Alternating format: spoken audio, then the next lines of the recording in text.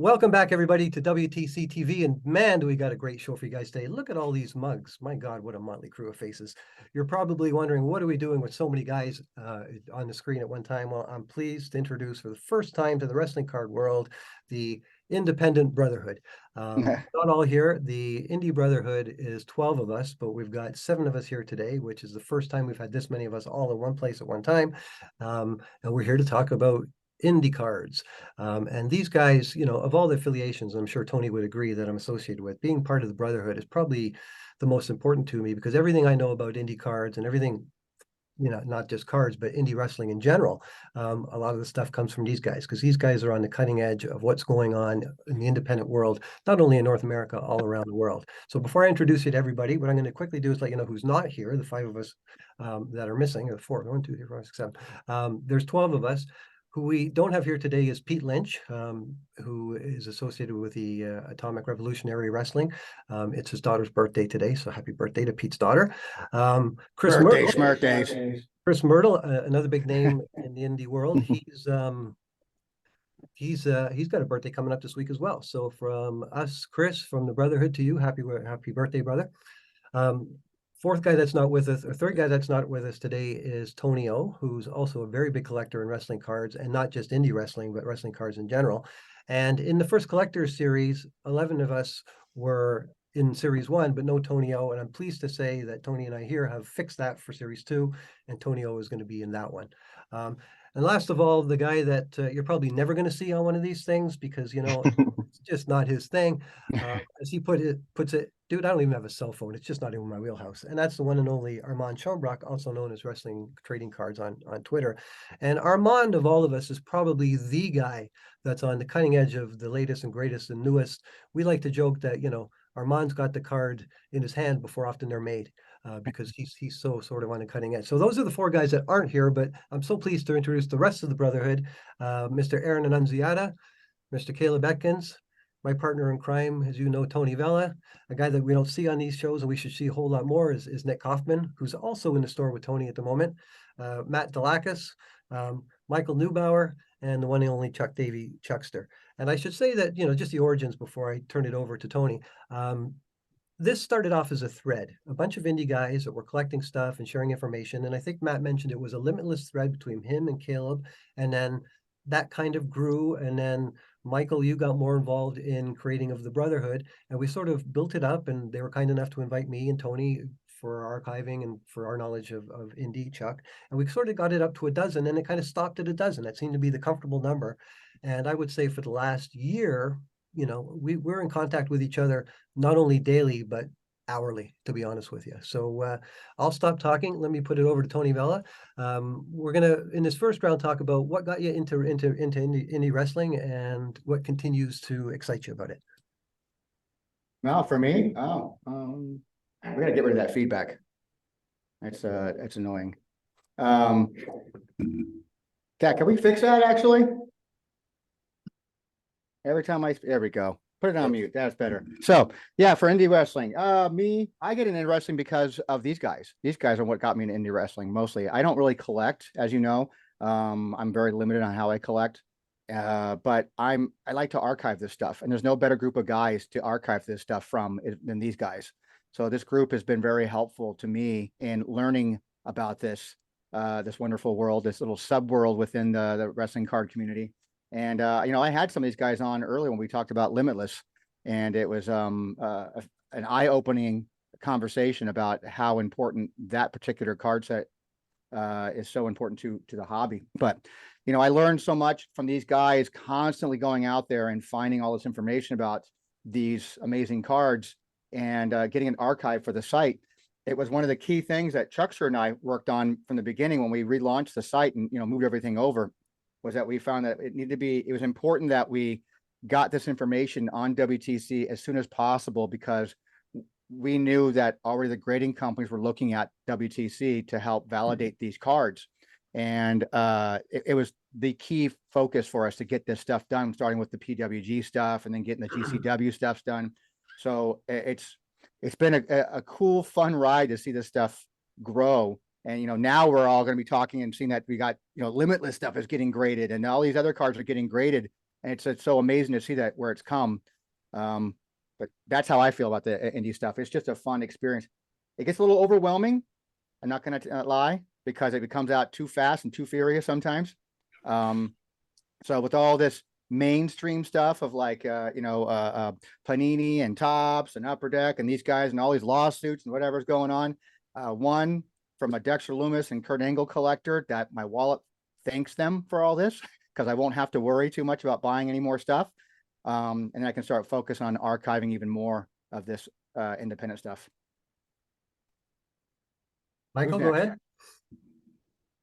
Yeah, so what got me into indie cards is just the thrill of the hunt, because they're hard to find. You gotta search for them. They don't just show up automatically, and that's kind of what draws me to it. Plus, it's the first appearance of a lot of these wrestlers who don't have any other cards anywhere, so it's kind of like just getting on the ground floor of some of these people and then just collecting the ones you like, and that's kind of it. But how I started mostly the Brotherhood was trying to complete the Chikara set, and Matt was actually instrumental in that, because I was only need one card left. It was the elusive Larry Sweeney card, and everybody knows how hard it is to get that card.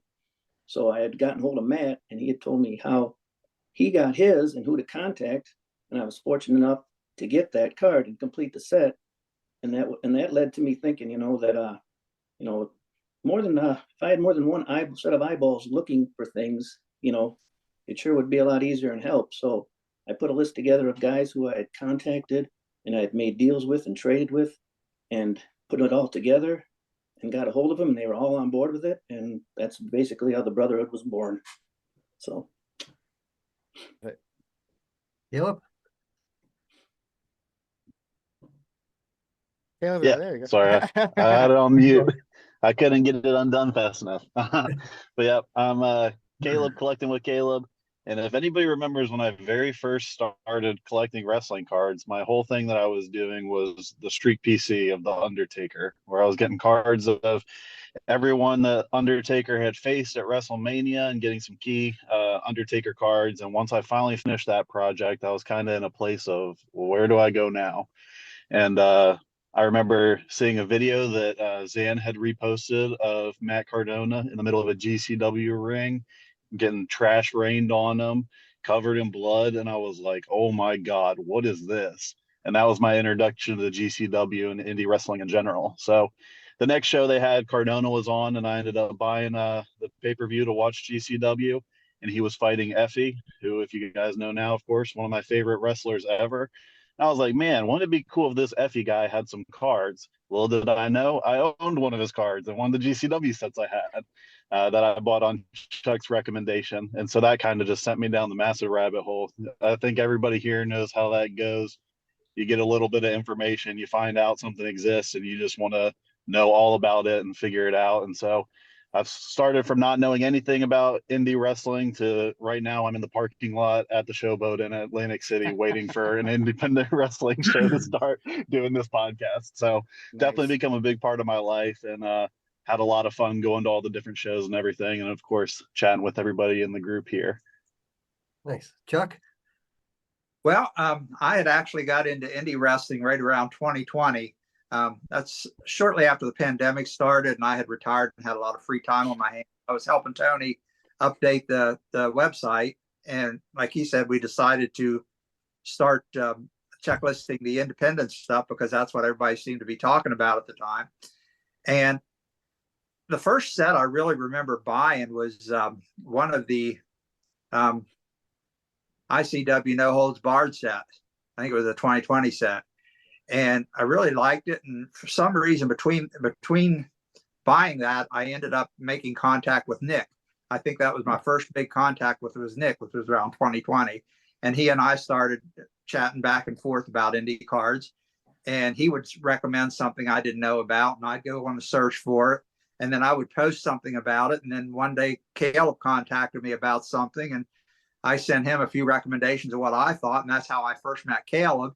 So basically, everybody in this Brotherhood group I have met through my search for indie cards, and it's just been an unbelievable ride since. I've just really enjoyed it, and it's as everybody knows, I'm a set collector like Paul, and I collect everything. And but indie during the pandemic just became my wheelhouse. But it seems now that there's so much coming out that I can't keep up. And thank God for this group, or else I would have no idea how much is out there, because I thought I was in the forefront of it in the beginning, and now I'm just kind of the caboose trailing along everybody else. But it's still a fun ride. Nick, how about you? There we go. Nick. There we go. I'm new to indie wrestling also. In fact, I found out through Armand. And yeah, I had no idea about indie wrestling and all the stars where they came from. One of my favorites was the 2016 PMG, the Bola set. When I got a hold of that set and I saw cards like is that Malachi Black, the Tommy End, and then there's the Cody Rhodes in there. There's Ricochet and Riddle. I was fascinated with the indie card scene, and then it got me into a rabbit hole. And I went onto Twitter, and that's where I found everyone else pretty much. Aside from the forums where we had back on wrestlingtradingcards.com, when Tony had the forums, I used to chat with everyone there as well. But then everything moved over to Twitter, and that's where I connect with everyone else again. And the rabbit hole with indie cards, it's amazing what's all out there. Matt, you're up. Yeah.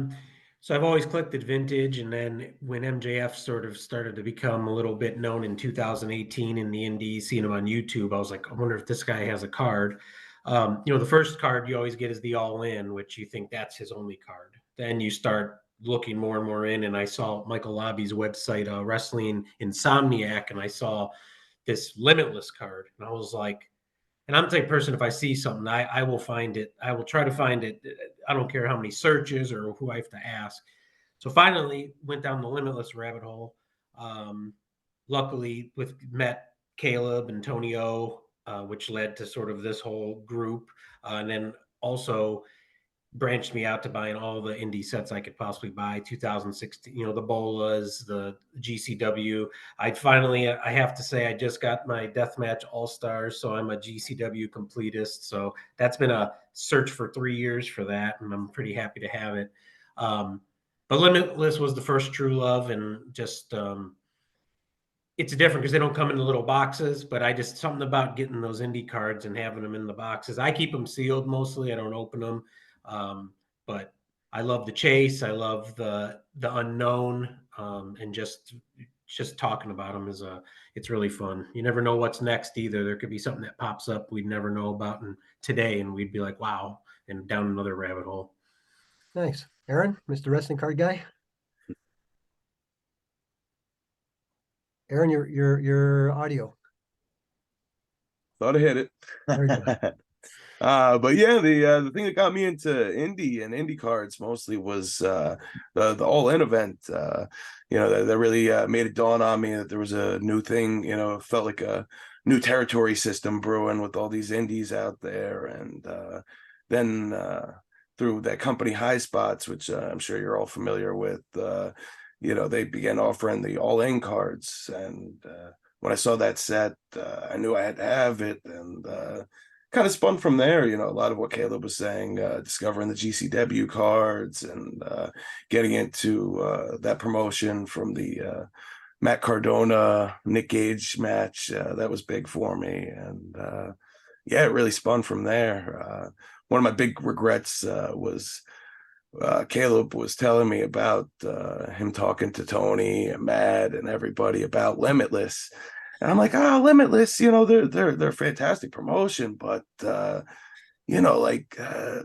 are people going to be talking about Limitless years from now and this and that? I'm like, I don't know if I'm going to put a lot of focus into it. And, oh, geez, a few months later, it all dawned on me, and one of my biggest regrets with that. But again, that's what it is. This little group of ours, we share information, we crowdsource information, we talk to each other on a personal level.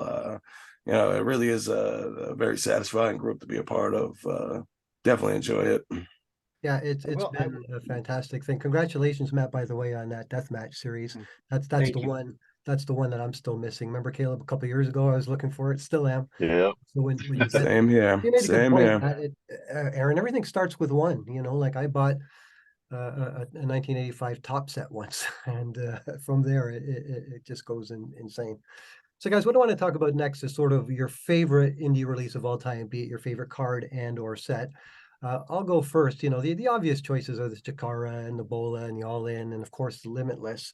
But for me, you know, like being a guy that's been around for a while, I like the older stuff. And when I mean the older stuff, my favorite set is one from 1993 called the Unbeatables Mid-South collection.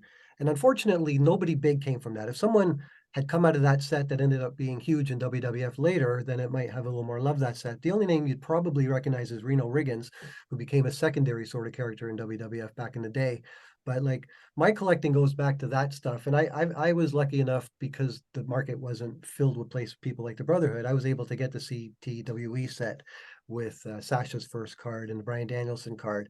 I was able to get the Missouri Wrestling Revival with the Generico Sami Zayn, and of course the Tyler Black Seth Rollins. So for me, it's like, with all the proliferation of new stuff, you know, Chuck's pretty much responsible for the product that I get in now. Whenever something new comes up, Chuck will sort of let me know, and then I'll normally just tack onto his buy. But my choice would be the 1993 Mid-South, which is an odd choice, I know, but I'm going to give it to you, Tony Vela. You tell me, what's your favorite indie set of all time? Don't think I have one, to be honest with you. No? Just going to be honest. I don't think I really have one. I like them all, only because my collecting habits have changed over the years, where I used to be like you and Chuck. I was a completist and had to have, you know, complete sets. And I changed all that. So now I'm just having fun collecting Loomis stuff, just because it's a random selection of someone I, you know, just chose. And it's a lot cheaper than collecting Angle. I see cut stuff when Pete puts out a set, you know, when Michael puts out his set for Seated Senton stuff. I just think and I consider even independent sets. I guess I wouldn't consider it. You know, Kevin Gus stuff pays homage to a lot of, you know, classic guys, but all of it, I'm just interested and intrigued by designs. You know, who's going to be in what. I think it's fun to prospect. You never know who's going to become a big star, and I think that's kind of a driving force for a lot of collectors out there that are into indie cards, is prospecting. I really don't, but like you, the Unbeatables one was always a fun little set. But you know, David Porto and I used to get this stuff from all over the globe when, you know, we were doing a lot of eBay searches back in the day. And it's kind of like, even in the late 90s, when we started archiving stuff under the ComCollect banner before it became WTC, we would gather stuff off of eBay. Like, what is this German card set? I have no idea what it is. You know, okay, well, I have it now, so I'm going to scan it and archive it and get the information I can out of it. But Is that the one I have now? that's the one you have now. One of them, because there's multiple ones. I mean, when you came here and saw it, I said, yeah, take it. It doesn't, to me, it's my entire collection lives online now. So I can have any card that I want ever just by going to the site and I see it there. There it is. And that's just for me. That's how I feel. I can just get on my phone and check it out whenever I want. I just don't really have any favorites. Limitless, it seems to be fun. I get the allure of it. I understand it. Its significance in the hobby, and rightfully so. PWG probably would hold something special, because I used to go to all those events. Being a SoCal boy, used to go to every PWG show, and didn't even think about cards back then at that time. So I don't know. If I have to put a gun to my head, I'll just take PWG first one, 2016. How about you, Caleb? You've got them all, so there's a lot to choose from. Well, yeah, it's kind of recently what Chuck was talking about, where there seems to be so many sets coming out, and they're coming out at a pace that we haven't seen before so rapidly. I've kind of had to center my focus, and I'm more so looking at the GCW stuff is what I'm going to be putting all my resources and time into. And so when I look at the GCW cards strictly on a design basis, the Japan tour from 2020 of GCW is, I think, some of the most beautiful cards that have ever been created. They have a really cool rising sun effect in the back of each card with different colors. The checklist is pretty solid. And it's just like cards that you could put on your wall and people would say, hey, that's art right there. And that's definitely the set that I think I'm most drawn to. Nice. Chuck? Well, like everybody else has been saying, it's really hard to pick just one. because there are so many fantastic sets out there. But if I have to narrow it down, I would have to say, again, with everybody else, the PWG Bola sets, or if we're going to go with GCW, I would have to go with the Janela Spring Break 3 sets. The reason I picked the Bolas, number one, they really give a throwback homage to the old WCW cards, the Impel cards and the Championship Clash cards with the borders. I think that's so cool that they did that with those cards. And it seems like all of the big stars that were in the Bola at the time have now advanced to WWE status, or majority of them. And a lot of the Spring Break 3 guys have advanced to AEW status. So here I was collecting cards of guys that I had never even heard of. I had never even heard of GCW until I bought a card and just started doing some research on it. And now it's a big deal. But I probably those two sets would be among my top favorites because they're the ones that really kind of drew me into the indie card scene. And I also got to give one big shout out to Pete Lynch for putting that Atomic Wrestling set together. That is just one of the most beautiful sets of indie cards I have ever seen. That was just amazing. Great job, Pete. Wish you were here today. Michael Neubauer? So yeah, my favorite probably set was be the Blitzkrieg Pro, and basically it was because of the work it took to put it together. Because I remember the day that the packs went on sale, me, Caleb, and Tony O were literally online for about 8 hours waiting for them to go on sale. And it finally went on sale. And when you got through, we were able to each score some packs, and you'd get them, and you'd have to open the packs and you see what you needed. And to complete the set, I literally contacted probably 100 people trying to see, were you at that show? Did you get packs? Did you get through? Did you get packs? And I was finally able to get enough and got the packs those cards I needed and put the set together. And I think there's only about maybe half a dozen complete sets that I know of in existence. So that's probably my favorite. Nick? I'm gonna have to stick with the PWGs, the Bolas. Those were my first indie sets that I ever found out, the 16, 17, 18. From there, again, with that rabbit hole, I went into the GCWs, the Limitless. I found out about so much more. Yeah, the 16, 17, 18 Bolas, they're my favorites. Matt, I think I know the answer to yours, but let's hear it.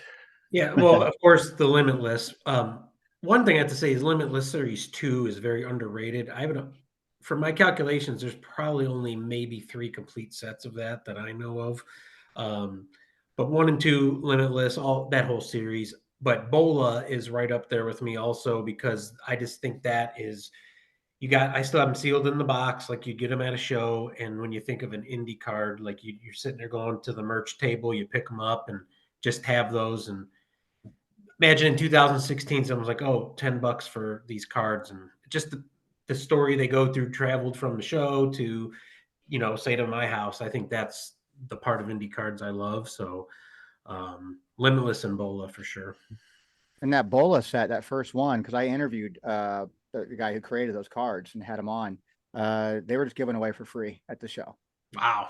So they weren't even sold. So that first year, everybody got a stack of cards, a little stack of cards like that in that first show. And people just traded, or some of those probably end up on the ground. Yeah. And the first set is, that's crazy. Free. Imagine that. Yeah. I think the first 2 sets were given away for free. There was no intent to create a market out of them. Like, oh, these could be worth something someday. It was just something that they thought was a passion project to give away and for fans to have fun with. And we talk about those cards as being sort of the genesis of the indie card movement, whether it was the All In or those Bolas. Those are the ones we normally land on. Notwithstanding the stuff, there was obviously indie cards before that, but Sure. sort of current boom, if you will, the thing that sort of got indie cards going as a thing, as a sort of subset of the hobby that led to us and everything else. So that's really interesting what you say there, Tony. And that's partly why I think the Bola sets became, more collectible like that, is just because they weren't made to be collectible, Right. I heard that's that replacement Sammy Guevara card, that he was a heel at the time and people just ripped it up and threw that they were just lying all over the ground, his cards, you know, that adds a certain degree. Like, you know, if you actually have one of those in good condition, that means something, you know. That sort of goes back to Pete saying about the FCW cards, how people just would throw them on the ground and they'd pick them up, you know, with Roman Reigns and Seth Rollins. You know, they're cool to look at the show. You're cheering, they drop on your under your chair. You just walk out of there, and some make it to collectors' hands, and some are just thrown away. That's another part of the indie cards that is just so. The stories behind it are always, I feel, are pretty awesome. That was fun talking to, and I had Heath Slater on as a guest once talking. He's a big collector himself, and he for that very first FCW set, he said that when they announced they're going to make trading cards, he marked out for it, like trading cards. I love trading cards, and so of his are probably the most. Although I don't see them on the market very often, like his should be the most common because whatever the print run was for those, his got double the print run because he asked for them. Well, you got a bunch of them, don't you? I your got possession? he signed like 50 of them for me, and then hand numbered them 1 to 50. Right. That's awesome. A lot of fakes out there too. I did send a tweet out showing the difference, and people are buying them for high amount of money, and it's sad to see that The there's a person. FCWs, the FCWs, you mean, Matt? Yeah, the Yeah. FCWs. There's a guy that sells them, and so do not buy any FCW cards out of Maryland. If you see them coming out of Maryland, there's a good chance it's the guy selling the fakes. And I have examples.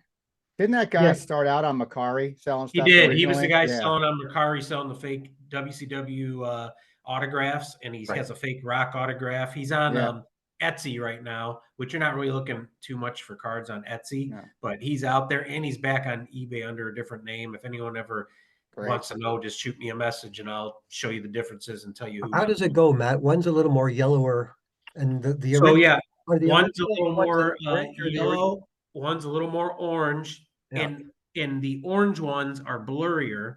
Now the stock feels similar, but you could definitely tell, like if you see a Seth Rollins compared to Seth Rollins, one is almost a normal skin tone and one is an orange skin tone, and the pictures are a little blurry. I mean, they're pretty next to each other. Now, if someone just had a set, they may think, hey, this is orange, supposed to be this way, but they're pretty and then the Roman Reigns always has a dot on the front by his name. That's a reprinted fake. If you see it, and there's ones autographed on there people want a couple $1,000 for. That's not legit. So as soon as Roman Reigns becomes Roman Leaky and becomes a champion for 1,000 days, they're going to get fakes of his rookie card. You know, that's right. The way of the world. There's fakes, guys, for this last segment, one more go around with each of us. What I want to talk about is, you know, we do this on the collector series, sort of stories from the field. Anything you want to talk about that in your sort of day-to-day of dealing with indie cards, or any comments in general, I'll get us rolling. One of the things that I've noticed, and Chuck and I have spoken about this, is that the cost of these things have steadily increased. Now, Tony and I, we did the collector series for all of us, and we're working on the second version now, and we wanted there to be value. So we made the very conscious decision that, you know, we're going to ask for $40 because that seems to be what people, the max that people want to pay to get a set. But in that 40, we're going to give 50 cards, and then we devised the metal card Tony came up with, and we felt, you know, there was value, you know, a custom box with 40 cards and a metal. Then you see these indie releases where you get 12 cards for the same $40. You know what I mean? And for me, it's like, well, are these guys maybe taking advantage of our good nature, guys like us that are going to buy everything regardless? And Chuck and I now don't necessarily buy everything. There is a value proposition. And Chuck, you'll probably speak to this as well, where we'll look at the price of it, we'll look at what we're getting, because remember, these are unknowns by and large.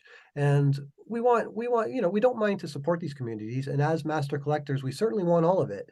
But we will say no sometimes if we feel that the value just isn't there. So that's sort of my comment to these guys that are making the cards. You know, like Pete made a fantastic set. It looked great. The quality of the cards were great, and it was fair money for what you got.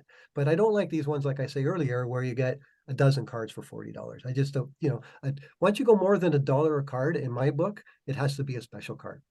Tony, what say you on this? Well, part of that reasoning too, I think, is that some of these places don't have access to decent print systems too. So they're sort of held hostage to what their print costs are. So I'm not faulting them for their price points in that regard of like trying to gouge people because it's a hot commodity right now. but sometimes it's because, and as we've done, Paul and I, you and I've done we've done our print sets. We know what these costs are. We really looked into, we have a system in place where we could really start affording some information to these independent places saying, hey, we have a nice way for you guys to print affordably and lower those costs. To nuts, from beginning to end, from graphic from beginning to to wrap end, final from product. everything from design to actual shipping the product. We have a one-stop shop in-house, and that you and I have been talking about now for Even the a better store, part of a even a year. store to sell them in. Yeah. And it's so I understand some of these guys will use, like, you know, tops.com and start using the Tops cards. And those are expensive cards to get printed by the card. And even going to a local print place that doesn't know any better, you know, it can be costly. So, and I get that point, but I have to agree. I mean, even still, it's like you can't buy everything, and it's the rapidness of how much is coming out and so quickly. It's, while it's not this, you know, $200 box or $300 box from, like, you know, from Tops or Panini or Upper Deck or whatever, it's still, you know, $30 here, $40 there, $30 here, $40 there, and it's coming out, you know, 2, 3 times, 4 times a month. It starts adding up. Absolutely. Caleb? Yeah. I think we've all kind of seen that increase in how many sets are coming out. And I think we've also seen a little bit of a decrease in kind of care towards the collector and care towards the end consumer in a lot of ways. Because I think in an effort to capitalize on some of this higher interest in indie cards, we're seeing a lot of companies moving to pre-sale model, where they're saying, hey, we got this set coming out, you go ahead, pre-buy it, when it's ready we'll ship it. And I know all of us have put money 8 months down later, and it's 6 to 8 months later, we still don't have these cars in our hand, and we're like, what is the holdup? What's taking so long? And I for one am kind of at the place where right now, if it's a pre-sale of a set, I'm not going to buy it. I'll wait until they're actually produced. I've told people in this group, if you want to buy the sets and sell me the cards I'm after for a marked up price, I'll pay it to you. But I'm tired of giving my money out to these companies and waiting forever and feeling like I'm held hostage, waiting for these cards to come in. And so all those factors that we've talked about, more sets coming out, higher prices, delays in printing, it's kind of what's led me to narrowing my collection. At this point, if GCW puts out a card set, I'm buying at least 2 of them, no questions asked. I know what I'm getting from GCW. It's the company I watch the most. I go to the shows. I'll get one to try and grade the cards, one to get the cards signed, and I call it good there. But some of these other sets and companies, I'm starting to be a little more cautious with, and I think that's important for us to be savvy consumers and people that are coming into indie cards to be aware of. Stick with the trusted companies. Ask any of us here. We'll give you our honest opinions, but definitely do your research. Be smart about it. That model also fits into the old school model anyways, that, you know, if I'm a brick and mortar, which I am, and I was buying to buy, I have to buy from my distributor. I'm paying them 6 to 8 months in advance that I'm hoping comes out on time.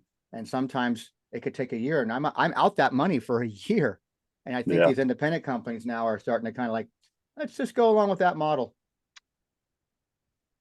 Chuck, Yeah, that's one thing I'm becoming more leery of, the pre-sales for sure.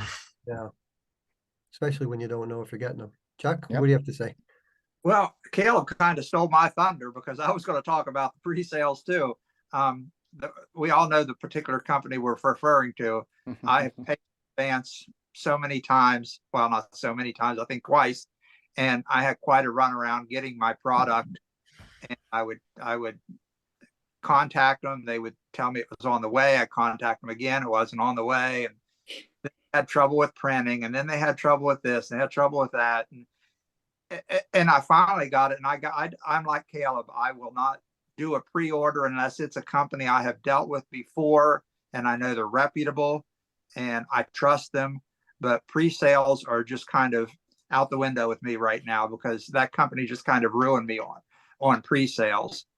But if you're talking about, you wanted to have some like kind of little high spot stories for me on indie card collecting, Paul, a few years ago when you put out that first set of the art gallery cards for your site, you had contacted me and I had posted a picture one time of me that somebody drew of me. It was a little caricature card. Somebody drew at a carnival. and you contacted me and asked me if I would mind if you put that on a card. And I said, yeah, go ahead, not thinking anything about it. And then I completely kind of forgot about it. And then when the set come out, that card was in it. That was just kind of mind blowing for me. It's like me, the old Chuckster sitting up here in the Western Maryland on a trading card. That's and that was just such a cool experience for me. And that just made it fun. And it's like, oh my gosh, here's little old me. And then all of a sudden, all these different companies, the people Waxateria contacted me. And then I had one printed up on my own. And then we just started doing all these different cards. And I thought, wow, this is really fun. So I'm like 4 cards deep now. I think we're good now. But but seeing that first card of me, that was kind of a blast to have. That's why Man, I'm going off of a that, Chuckster collector. I was about to say, Tony, The I have my Chuckster box PC. of all my AAW cards, my bullet cards, and then I have like a stack of Chuckster cards there too. Yeah. We're all fighting to get the biggest Chuckster PC at this point. I think Tony's in the lead because he's got the inscription version of the autograph now. Yeah, that's I you know, I gotta start mentioning that more often, saying, well, I'm a Dexter Loomis collector and I'm a Kurt Angle collector. You know what? I gotta make it official that I am also a Chuckster collector. Chuckster So collector. I do collect I prospect on 3 different people. Mike, how about you? Yeah, unfortunately, I'm one of the suckers who kind of buys everything that comes out. So Yeah, and same. yeah, the pre-sales, that's so frustrating. Like everybody's saying, you put your money down, you send it in, and you're waiting months and months until you get the product. And actually today I got an email from a company that I shall not name that said they're going out this week, and I'm sure everybody knows who that is. So we'll see if that comes. But anyway, yeah, I think it's just something that's not going away, the pre-sales, and it's just something I'm going to have to live with and deal with it. And if I want the set that bad, I'm just going to have to put my money down and just wait. So you are playing the game of pre-sales then? Yeah, unfortunately. Taking one for the team. Love it. Nick, how about you? For me, it's all about the quantity. There's so much that comes out all at once. So many sets, so many independent markets, all releasing cards all at the same time. There's even one company who I think just released their first series. Now 2 weeks later, they're coming out with the second series, and I think there's a third one a week later. It's too much for me with the financial responsibility. I can't handle it. I used to be a completist. I have pretty much a lot of complete indie sets. I used to message the promotions and ask them, can I get the second chase card as well with my order? Can I pay for an extra promo card? And they would send it. But now I just can't keep up anymore. It's just too much.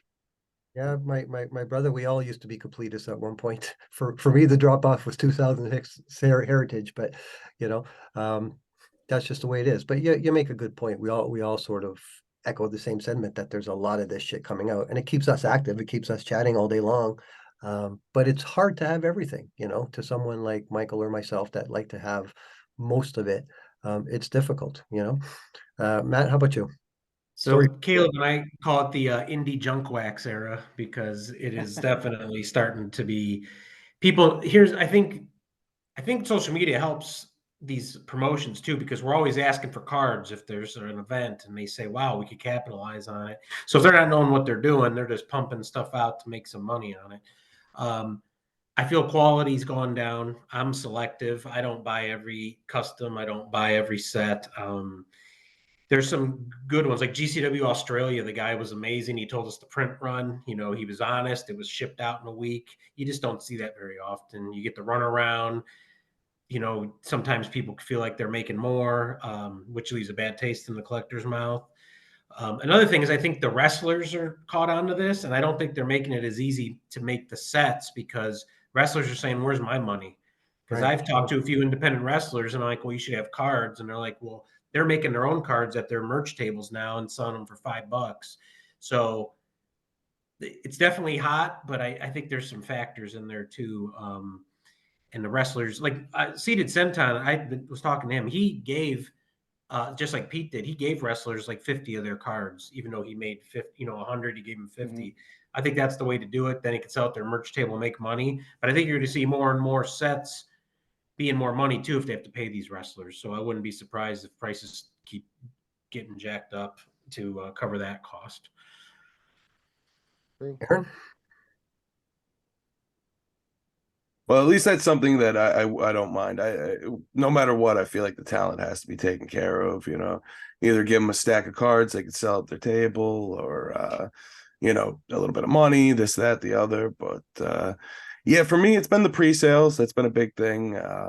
This unnamed company, they make some very cool looking cards, but I pre-ordered a specific set in April, and you constantly get these messages where you're told like, oh, we're gonna have them in 2 weeks. Oh yeah, no, something happened. There was a printing error. We didn't like the way it came out, and oh, the boxes are no good now. And I mean, it's and granted, they're stressing like, we apologize. We're a small team, this and that, but I'm not an idiot. I know I'm being lied to. Just be honest. Tell me what the deal is. Like we don't have the money yet. We didn't put the order in. We're waiting till we get enough pre-orders, and this, that, the other. Just be honest with me. That's my biggest thing too. Is I can wait. I mean, we have to do it with Upper Deck. We have to do it with other companies, but when you're a smaller company, maybe in another country or this, like you start getting to the point like, hey, am I going to get my product? Did I, but the pre-sales have been a big problem. And, the quantity is an issue too. You see it with, things even up to Impact. Impact has been releasing very small sets, in comparison. But, the big thing is the pre-sales. If you can't really meet, pre-sale within a season, within 3 months, I don't think you should be doing it. I wanted to add about the print runs, because this goes back to when my MJF got messed up from PSA, my autograph. They actually used WTC. They sent, when I was battling them for 3 weeks, and the series 1 said print run unknown, because we don't know. I think it's probably 50 or less, or maybe 25. I'd say 25 or less for series 1. And they were fighting me on that, and they kept sending me that snippet saying, well, we can't prove how many cards. So when we ask these companies now, say H2O set, and there's a card in there that 5 years from now everyone wants, and it's a $5,000 card, someone gets it ruined. It's important that they're honest with us and say, look, we made 30 of these, because I've been in that situation where I was going to lose money from something being damaged because the print runs are unknown. So the lists are important for WTC. The honesty from these companies are definitely important, because maybe it doesn't affect you now, but it could affect you down the road, especially with this grading. And that's the importance of what WTC stands And even for, trying to get this accuracy. It's important. I mean, it really is. It would be nice if these companies were very honest up front and telling us, because it's important for archiving purposes, but it's important for situations like what Matt went through. It would have been a hell of a lot easier for PSA to say, hey, listen, you're right. There's only 10 of these exist in the world, or, whatever. But, some of these companies, for whatever reason, even from collector standpoints, company standpoints, it's not always a good thing to hold all the information to yourself. I mean, people need to know this information. It's important to collectors. It's important to the companies that are, taking your stuff into their hands like that, and having to hold this stuff and grade it, and knowing that, okay, there's only 5 of these in the world. I better take extra special care of this, Yeah. So that's the whole point of having a site like WTC. Yeah. And like Aaron's saying, we're not stupid. We're probably as tapped in, if not more tapped in, than anybody in the world when it comes to independent wrestling cards.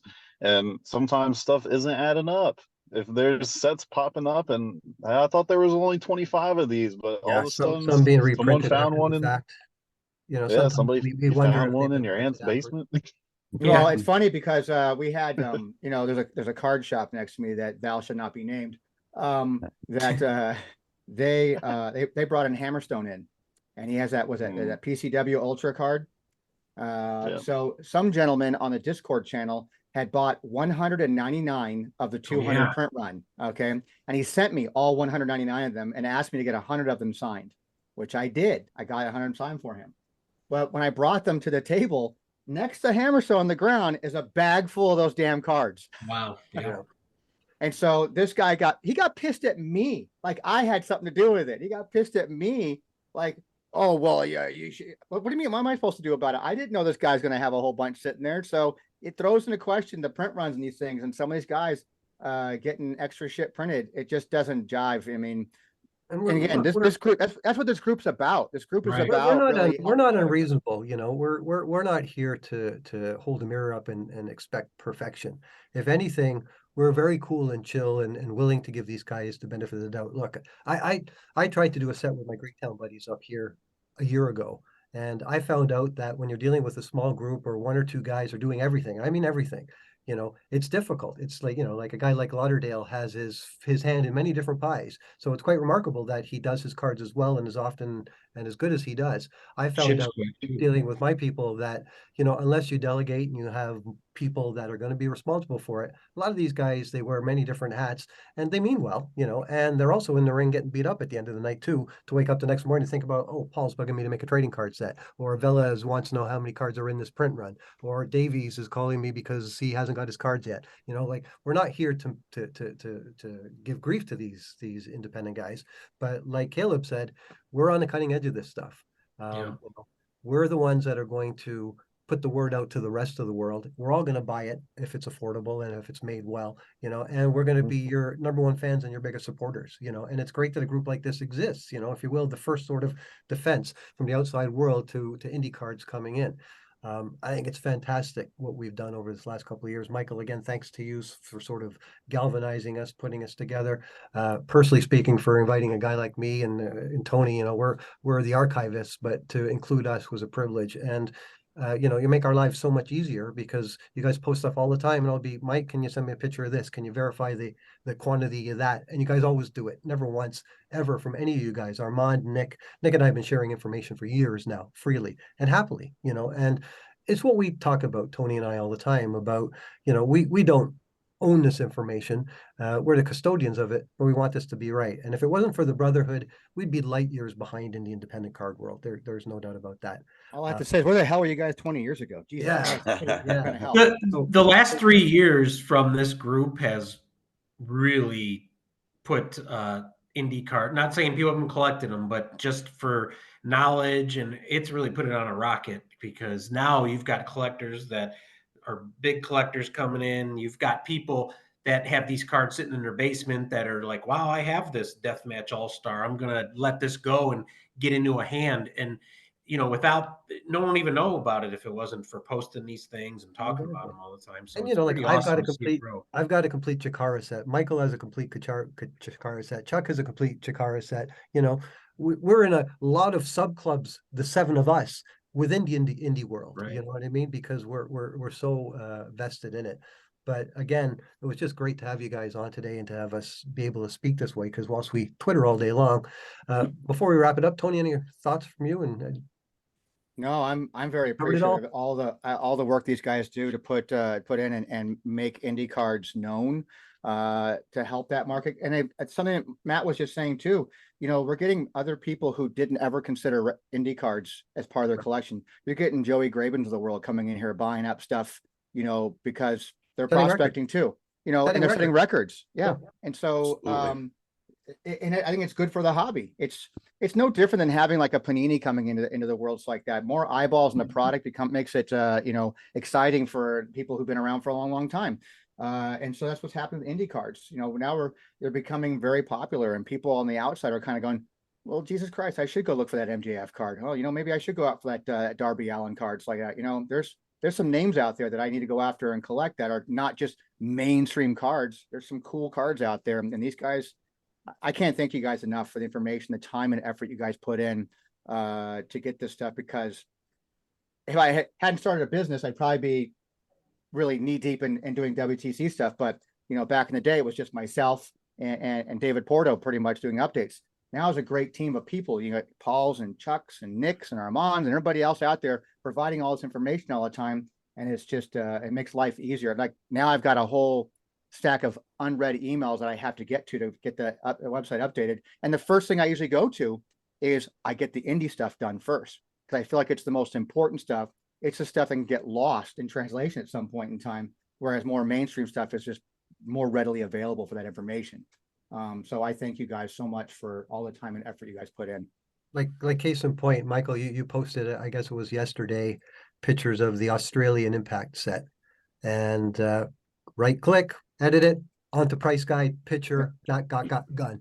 You know, and Nick, with your some of the videos that I don't do by hand, you know, the ones you put up, it's like it fills in the holes. And I value that. So like Tony says, we really do appreciate, you know, not only the cooperation, but just for letting us be a part of all this. It's been a wonderful ride.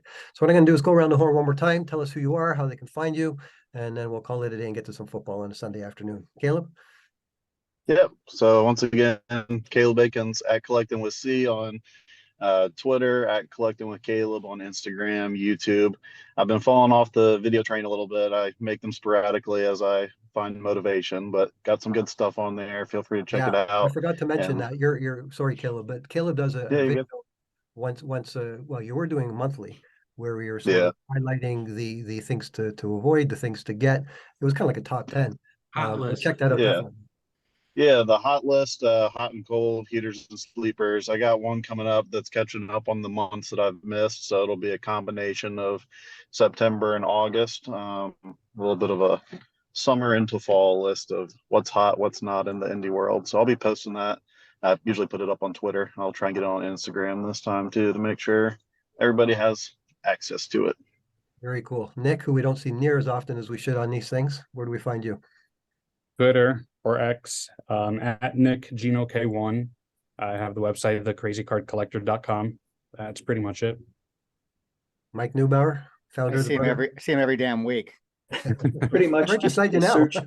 just search Michael Neubauer, because my Twitter thing is Michael with a bunch of numbers that they just gave me and I never got around to changing. But if you just do Michael Neubauer, you'll find me, and feel free to follow me, DM me, ask me any questions. I'm an open book. If you have any questions, need any help with anything indie, and I know it, I'll help you. He's your guy. Chuck? Only Twitter or X anymore. That's about the only place I hang out, at Chuckster. And again, I'm like Michael. They assigned me a bunch of numbers at my name too, so it's Chuck, a bunch of numbers at the end of my name. Thought it was your guys' phone numbers. I So thought it was that's your guys' phone numbers. Matt, how can we find you? At M. Delakis on X. That's where I post cards, vintage indie mostly, and then some sports cards, and usually look forward to Wrestling Card Wednesday to see something that I've never seen before from Neubauer, because he's got some crazy stuff. I always look forward to it. Yeah, me too. I always look forward to Mike's because I know it's going to be something indie I haven't seen before. Right. Aaron? Well, you could find me on the app formerly known as Twitter. You see up on the screen here, at AEW Card. You can find me. Follow my collecting. Say hello. Ask any questions. Likewise, I love to communicate with everybody. I love the camaraderie. My mantra is basically to better the hobby. So, you know, say hello. Awesome. Interact. Guys, thank you very much. This was a real treat, and everyone out there watching the Brotherhood, the Indie Brotherhood of Wrestling, here they are. And again, once again to the four guys in our group, Armand, Pete, Chris Myrtle, and Tony O, that should be here on the bottom squares. Maybe we'll try again at some point and try and get all of us 12, less Armand. That's never going to happen. We know that. But thanks again, guys. And everyone out there, thanks for watching. We'll see you next time on WTC TV.